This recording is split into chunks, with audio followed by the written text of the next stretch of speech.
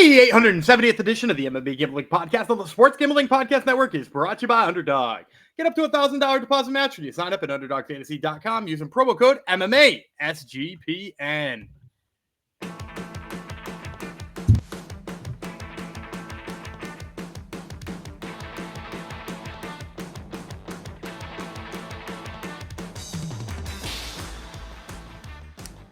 Howdy ho, Degenerinos. Welcome to episode 870 of the MMA Gambling Podcast and Sports, a gambling podcast network dedicated to profitize Dubs, who wonders if Gumby is his long lost dad. Now, excuse me, that is the sign of finally making it to the big time when people come out of the woodwork and claim to be your long lost offspring. So Gumby really, my co-host, has definitely made it. I have not. I am the Canadian Bogatir as of today, Jeff Fox. You know, notice who I did not dedicate this episode to. I did not dedicate this episode to UFC 318 because what is this slop? They claim it's a pay-per-view. When you look at the fight card, I think I beg to differ. They expect us to pay for this card, Gumby. There's nothing of significance on this card. So I was bad mouthing it before we went to it. So I'm not gonna play the UFC saint here too. But I will say, why, the pay-per-view is inexcusable. It's not even close to a pay-per-view card. Bad odds too. That's the thing. It's not even like close fights. But anyhow. Yeah.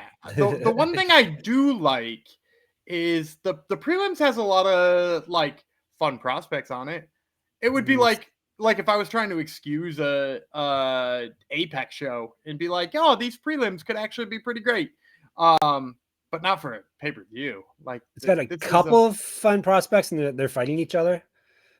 Lock Dog. I don't think we have the same definitions of fine. There's other ones, sure.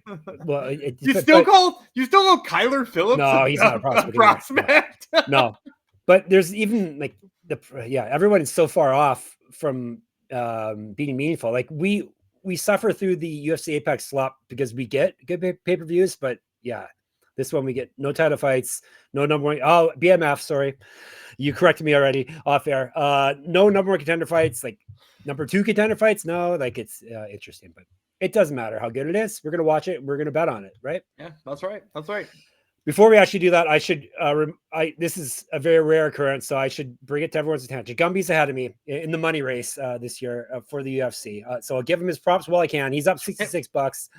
I am up $59, so it's very, very close. Ooh, that is close. I hit 4 out of the 5 underdogs on UFC Nashville. Mm-hmm. 5 of them won. I hit 4 of them. Or no.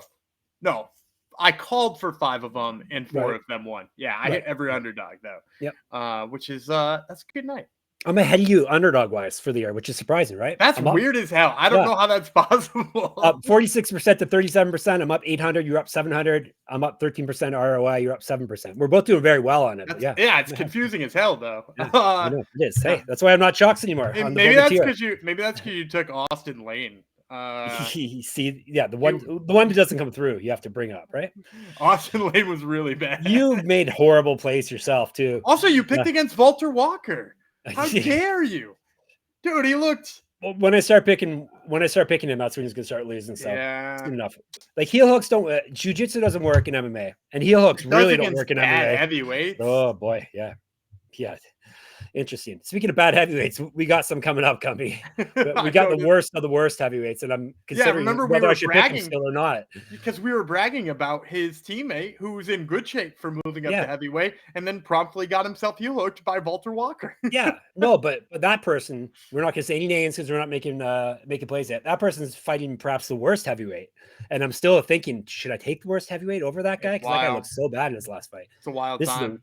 It is a wild time. All right, before we dive into it, you can get all SGPN picks and props for free with the SGPN app. So get it wherever you get your apps, the SGPN app.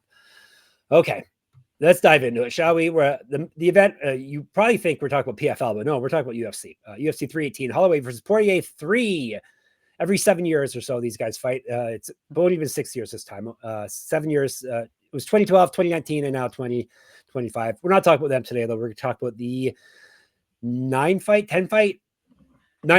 9-fight prelims is going down New Orleans, Louisiana this coming Saturday, 6 p.m. Eastern time. A positive, I saw a headline that Joe Rogan was not on the fight card, so that will be good. That's a positive for Joe us. Rogan? Yeah, I guess He maybe usually does all the domestic ones. I know. Is New Orleans too woke or something for him? What's going on? I don't think that's Do they have some possible. kind of like is there some kind of law there he doesn't approve of? Anyhow, yeah, I just saw he's not maybe because they talk French and Canadians talk French. Could that be it?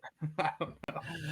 Smoothie King Center is where it's going down. New Orleans, Louisiana.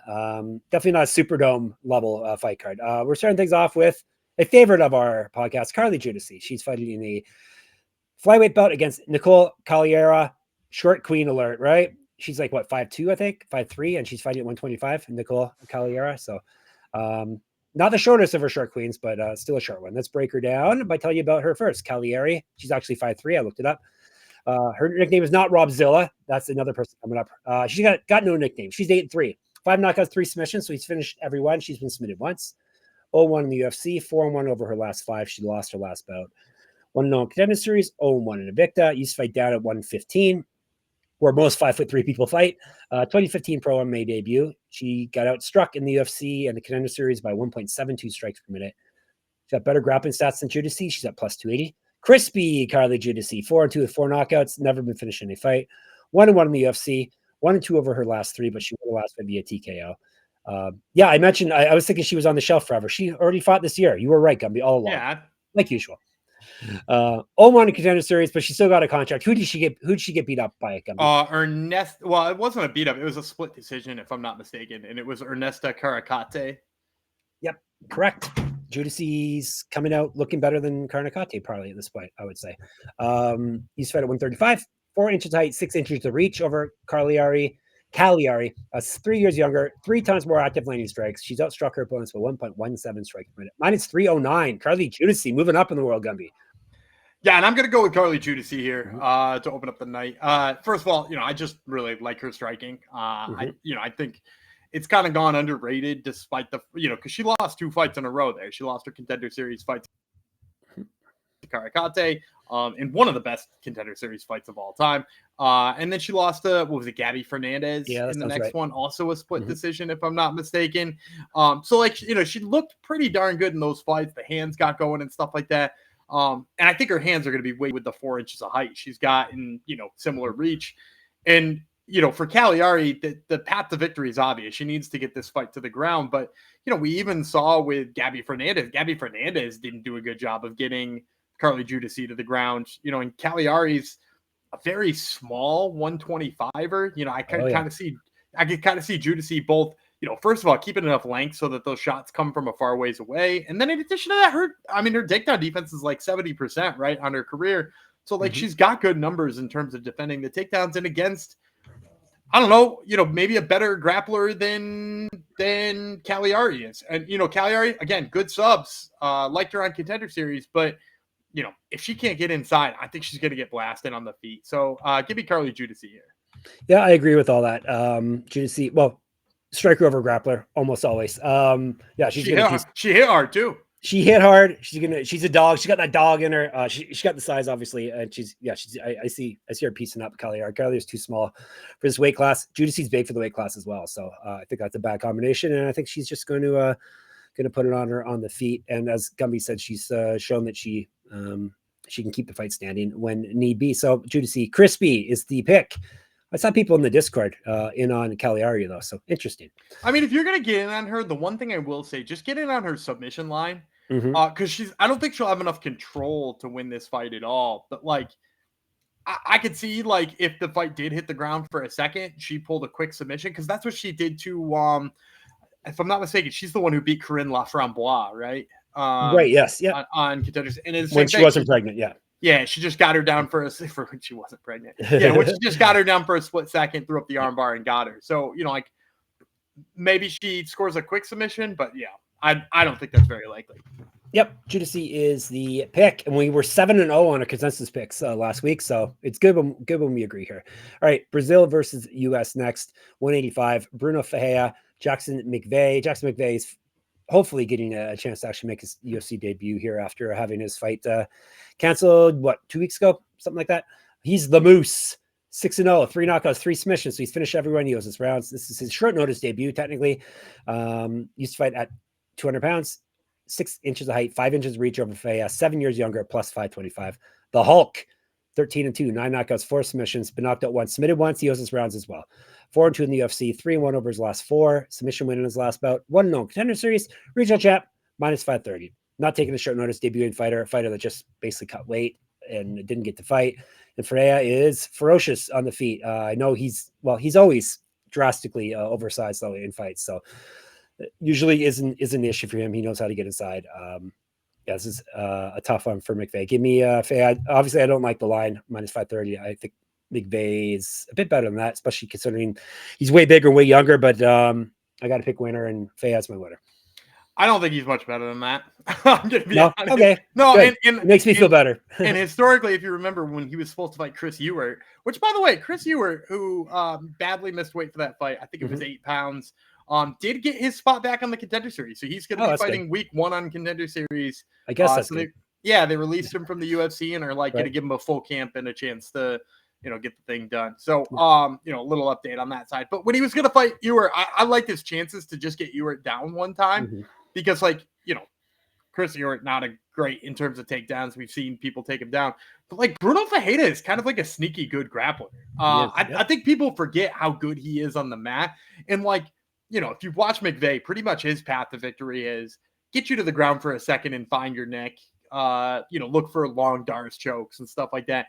I don't think that's going to be there against Ferreira. And Ferreira has gotten inside on some pretty big guys and knocked him out anyway. He has, remember when he knocked out RoboCop? He knocked out RoboCop. And I know he's put up some stinkers in between there, but this is a guy who's gone in and punched out a real big middleweight in RoboCop. I really do think he's just going to get to McVey's chin. So give me Brunno Ferreira here. All right. We are linked up again. All right. Before we dive into more winning plays, another thing we're linked up on is the Circa Million and Circa Survivor. Think you know ball? Then you have to enter Circa's football contest with $21 million in guaranteed prizes. There's no rake, so if entries go above the guarantee, all extra money will go to the prize pool. Circa Million, you pick 5 teams against the spread each week, or go for the ultimate sweat in Circa Survivor. There's even the Circa Grandissimo, a $100,000 Survivor contest. You must register in person at a Circa sportsbook in Nevada, but that's an excuse to go to Las Vegas, right? And then once you do sign up in Nevada, you can play from anywhere with the help of SGPN's official proxy. So go to footballcontest.com and use promo code SGP to get $50 off your proxy fees. And we're brought to you by mybookie.ag. MyBookie is your place to bet in every sport, including MLB, WNBA, golf, and of course, football futures. MyBookie accepts customers from a ton of locations, easy deposit and lightning fast payouts using crypto. All the UFC lines we're talking about right now are over at MyBookie. And when you do head over to mybookie.ag, make sure you sign up with our promo code MMASGPN. That way you get 100% deposit match up to $1,000. Terms and conditions apply. That's mybookie.ag, promo code MMASGPN. All right. The heavyweights we were badmouthing before were shockingly Ryan Spann, United States, Łukasz Brzeski from Poland, 3 5-minute rounds. Tell you about the bull, Łukasz Brzeski. 9-6-1 with 1 no contest, 5 knockouts, 2 submissions. He's been knocked out 4 times, 1-5 in the UFC. He's lost 2 straight and won 1 of 6. Why is he still in the UFC, Gumby? That's the question. Because he won that one fight that one time. Yeah, against someone crappy, I think, too, right? Because he only beats crappy. No, it was weirdly Walter Walker. Oh, yeah, someone crappy, like I said. You're totally on Walter Walker train now, aren't you? 3-fight win streak at heavyweight gets you places. You love jiu-jitsu so much. You're hoping, eh? He cashed at 220 and plus 650 on the subline. That's what I like. That's what he likes. All right, Brzeski got TKO'd in both of his last 2 fights. He won in the contender series and then failed a drug test, so that's a contest. 2013 Pro MMA debut. He's not on drugs anymore, it seems, right, Gumby? He seems to be getting in worse shape with every fight, right? Isn't he one of the guys? He doesn't look good. I'll give him that. But I don't know if he looked good on the drugs either, if I'm being honest. It's not a Rizvan Kuniev situation. No. He's got better striking stats and more active landing strikes than Spann. He's outstruck his opponents in the UFC, so that hasn't been the problem. 1.34 strikes per minute. He's at plus 202.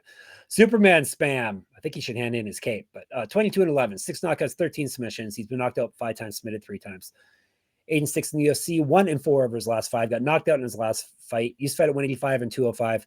Missed weight before at 205. 1-1 in contender series. You remember who beat him?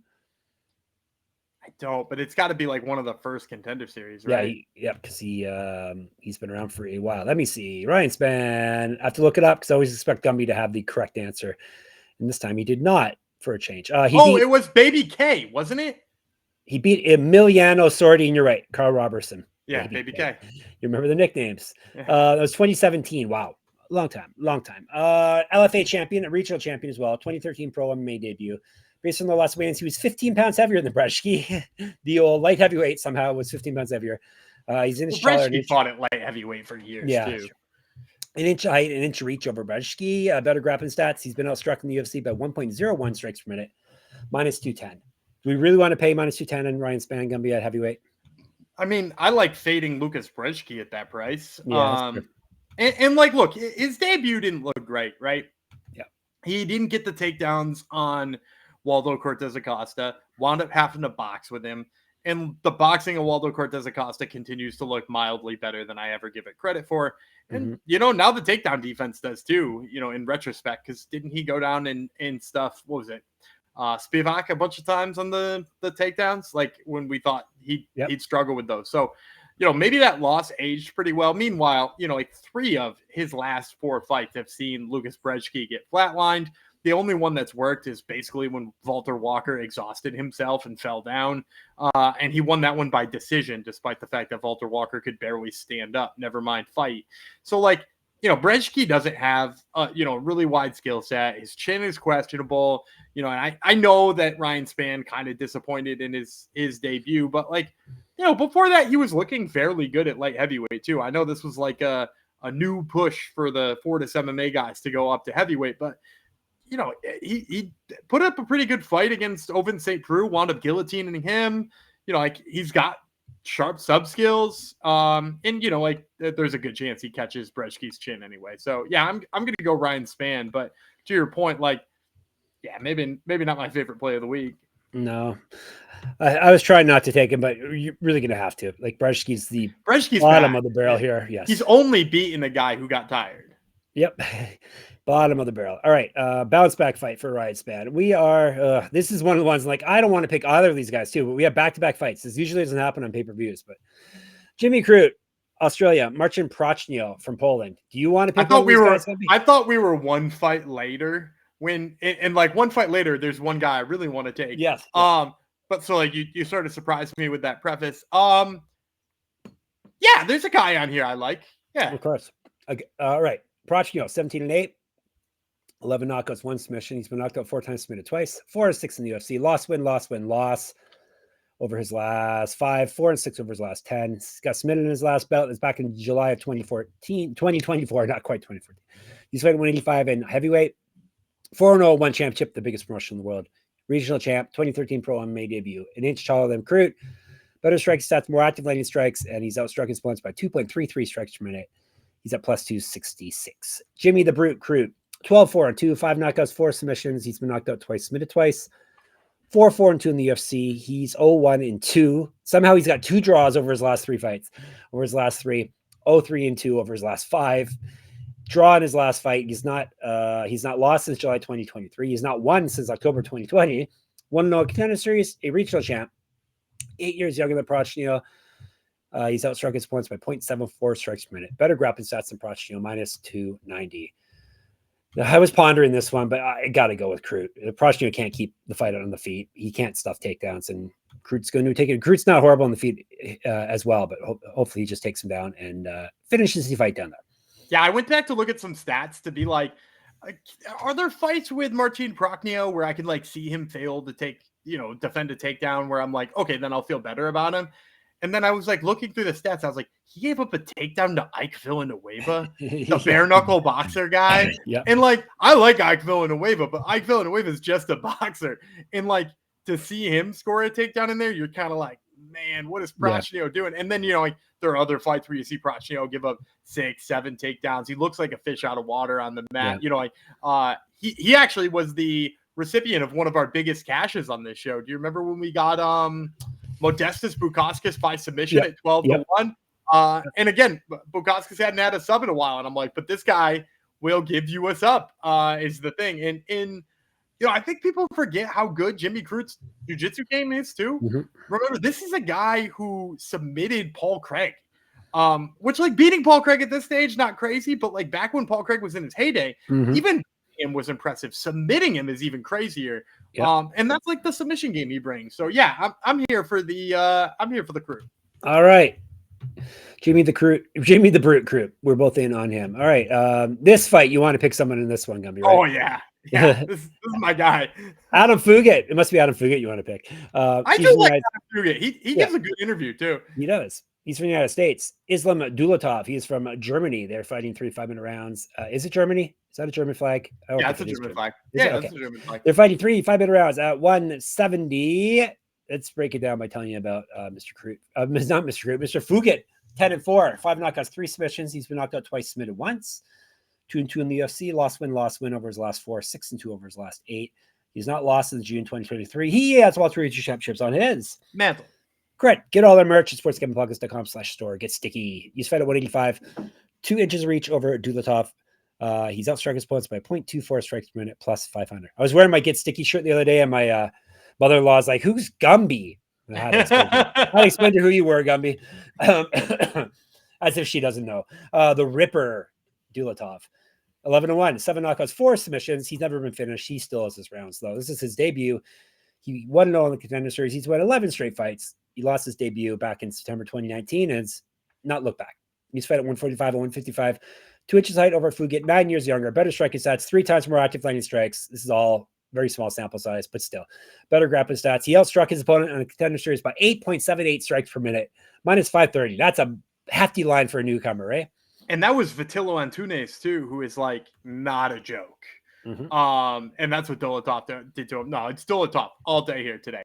I'm a big fan of Islam Dulatov. I'm actually a big fan of his brother too, Tamerlan Dulatov, who's nasty. Like these guys both, weird shape, right? Like, cause they're like lanky as hell. They're like, let's throw a Kendall the Spider Grove reference out there. He's built kind of like Kendall Grove, only like way more powerful, and then has like some sick jiu-jitsu too. Like, I mean, like he's going to be an enigma for a lot of people in this weight class with that like size and reach that he's going to be rolling on people, and the way that he's quick with the hands for a guy who's shaped like that too. Like a lot of times you see those lanky guys and it's kind of like hard for them to put combinations together without like falling all over themselves. Not him. He's looked so good. And both in the Contender Series fight, but also like any of the fights you want to watch before, he was an Octagon, and he looked damn good over there too. So yeah, Islam Dulatov is a guy who, if you could buy stock in fighters right now, I'd be buying some Islam Dulatov stock. Yeah, I'm picking the Ripper as well. How high do you think he can go? I think he could be a top 5, top 10 kind of guy. Nice. He brings a very weird mixture of stuff, and it's just going to depend on how he reacts to the high level grapplers of this weight class. When he eventually gets to them, that's going to maybe decide whether or not it's like, title aspirations or, kicking around the top 10, but I think he's a top 10 kind of guy. So more than a modern day Kendall Grove, he's going to reach even higher. I don't know. Kendall Grove was probably a top 10 guy in his day. Was he not? I don't know. I can't remember. I just remember him though. So, someone look it up. Intern, get on it, intern. We are going to 185. Ateba, Gautier versus Robert Valentin. We got Cameroon versus Switzerland. UFC. It's all over. Worldwide, baby. Valentin is Rob Zilla. 10-5 with 1 no contest. 3 knockouts, 6 submissions. He's been knocked out twice, submitted once. 0-2 in the UFC. So 2 fight losing streak. Before that, he had won 3 straight. He's not won a fight since December 2023. He went 2-0 in the Ultimate Fighter and then lost in the finals. Regional champion. He's fought at 205. He's been outstruck in the UFC about 1.10 strikes per minute, plus 455. Like I said, we're not even getting good odds this week, unless you want some dogs. The Silent Assassin, Gautier.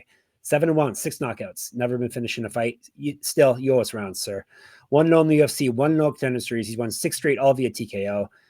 He's not lost since July 2022. He's fought at 205. 2 inches of height, 4 inches of reach over Valentin, 7 years younger. Better striking stats, 6 times more active landing strikes.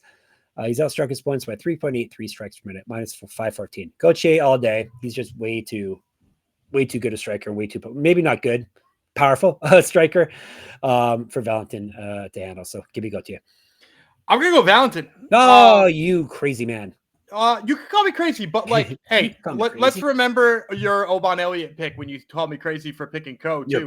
You're so crazy. And I think similar things about this fight too. When we watched Ko dismantle Oban Elliott in an embarrassing fashion, I was like, look, you're underestimating how good of a grappler this guy is. Yeah. If you go back and you watch Valentin on the regional scene, or even some of his work in The Ultimate Fighter, right? Like he armbarred Paddy McCrory. And he had a vicious knockout in the first fight, but he's not really a striker.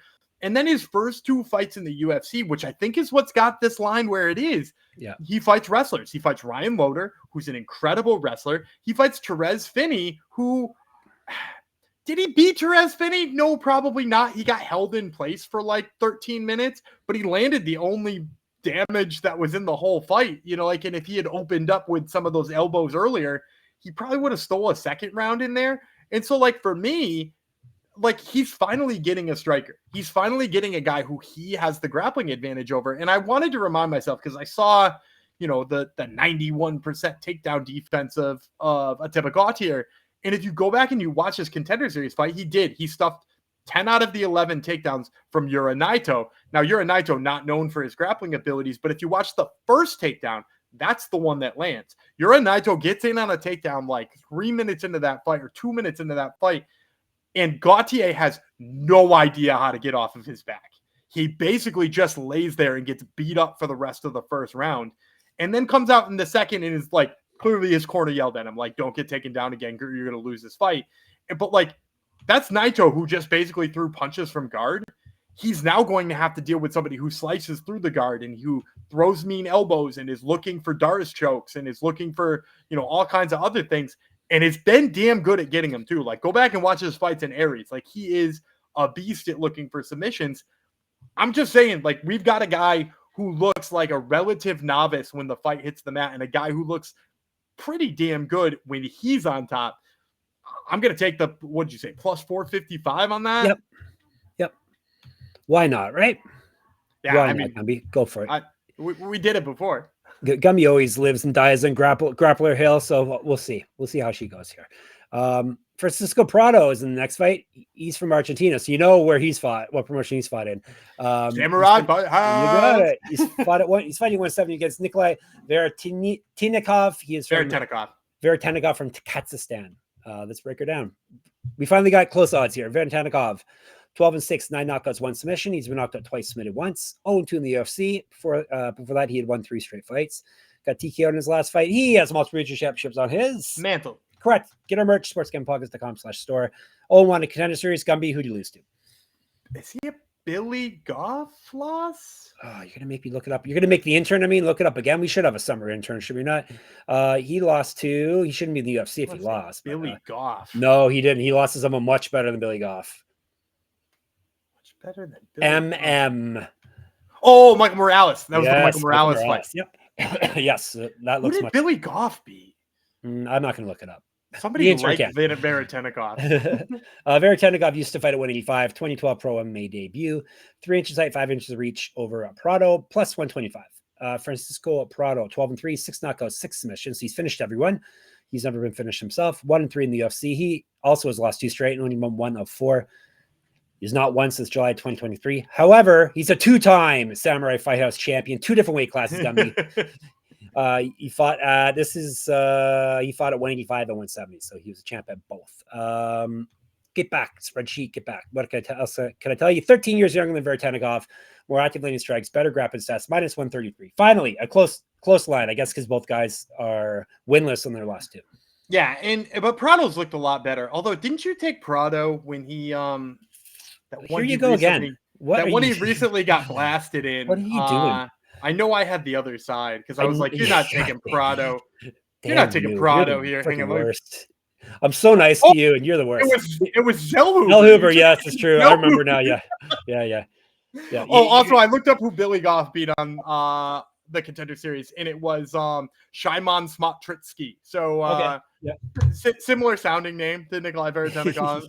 Smotritsky. Yeah, you're on Team Prado with me this time? I'm going to go on Team Prado on you in this time. I do think he's looked better. The biggest deterrent for me, because I thought about this too, is I was like, The thing I don't like about Prado, and especially why I didn't like him against Daniel Zellhuber, is he just doesn't extend his arms on his strikes. Mhm. You know, he's really tight to his body, tight with T-Rex. hooks. There's not a lot of extension yet. And against Veretennikov on the feet, that could be a problem. The problem for Veretennikov is he's awful at takedown defense. Austin Vanderford just took it to that guy and made it look like he's never grappled before. And that's a problem, right?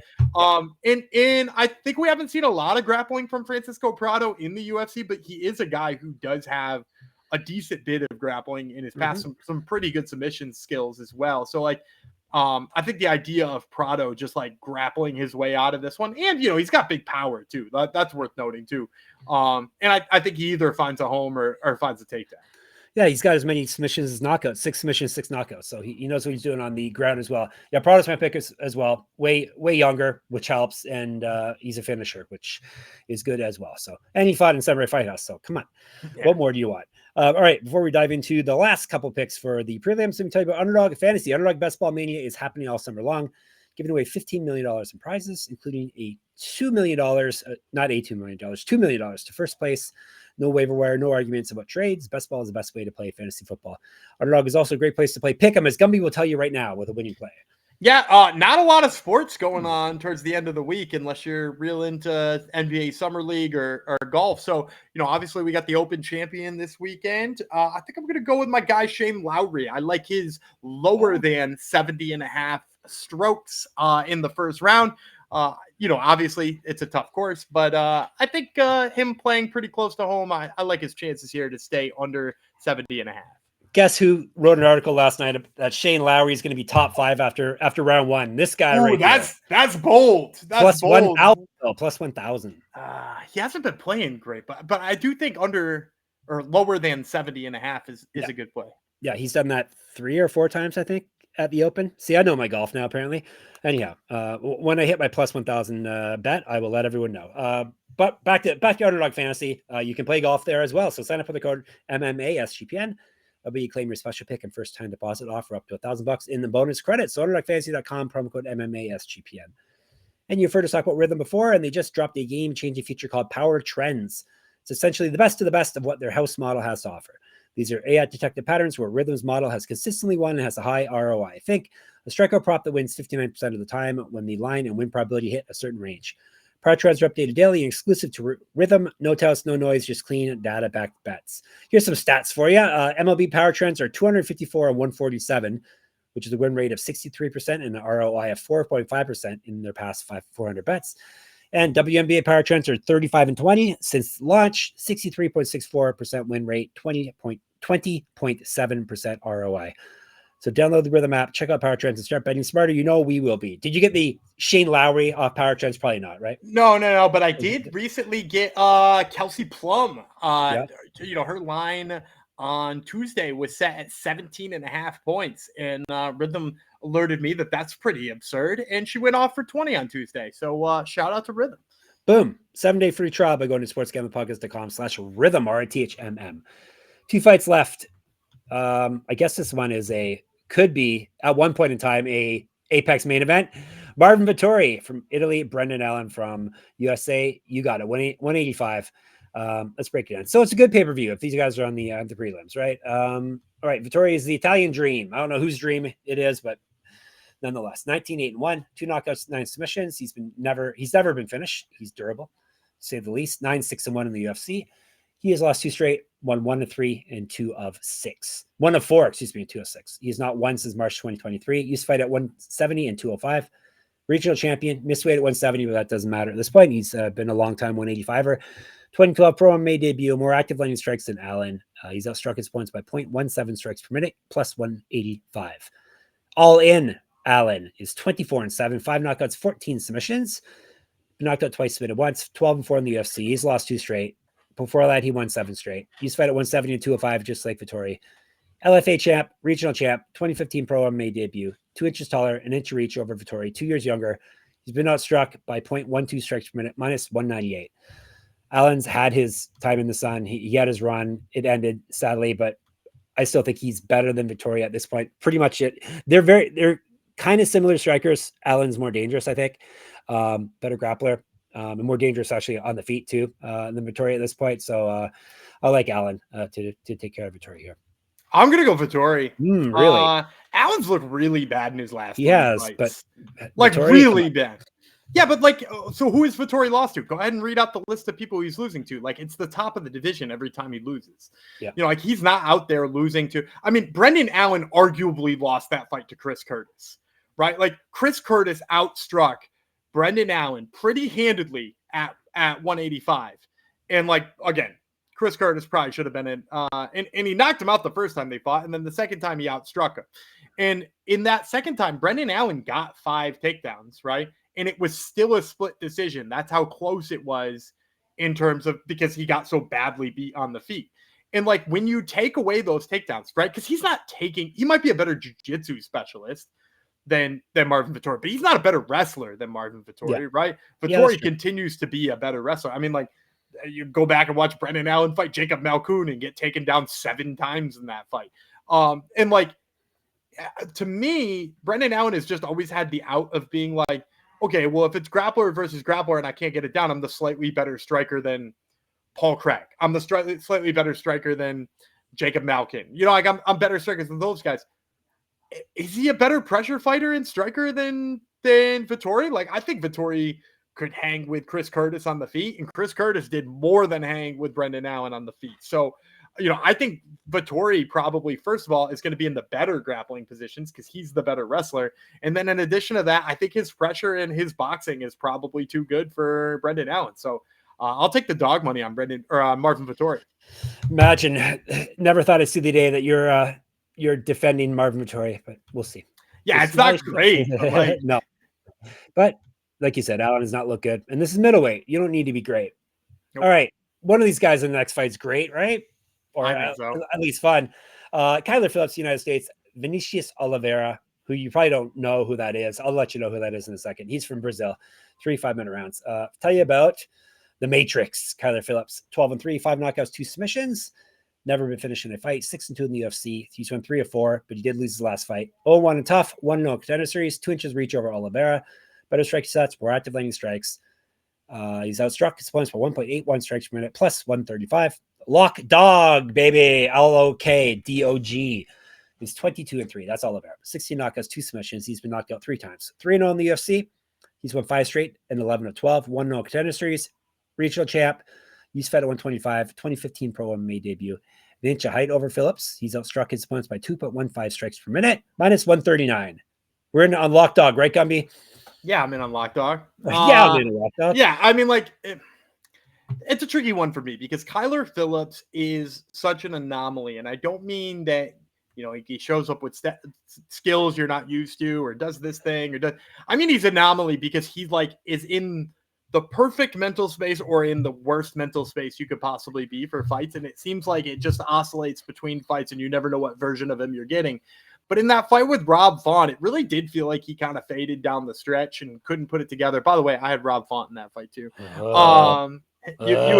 You were ready to write Rob Font off, but I reminded people that he was fighting a TriStar and was probably going to beat Kyler Phillips. You know, just to remind people. But yeah, you know, I think in that fight, you know, you saw Kyler Phillips got a little bit of his wrestling going, which is pretty much what you need to beat Lock Dog, right? Because that guy's a maniac on the feet, comes with an incredible pace. You know, I think he's going to need the takedowns, but even then, like the top pressure and control of Kyler Phillips is really not held up in his past fights. You know, you saw it in the Raulian Paiva fight, which he lost. Remember, he lost to Raulian Paiva. You know, obviously he's beaten some better guys too. He beat Pedro Munoz and Brayoni Barcelos, who are both seemingly kind of trailing off on their career. But I think Lock Dog's pressure, I think his pace, I think his boxing does enough. And really, I think it's the cardio that does it more than anything.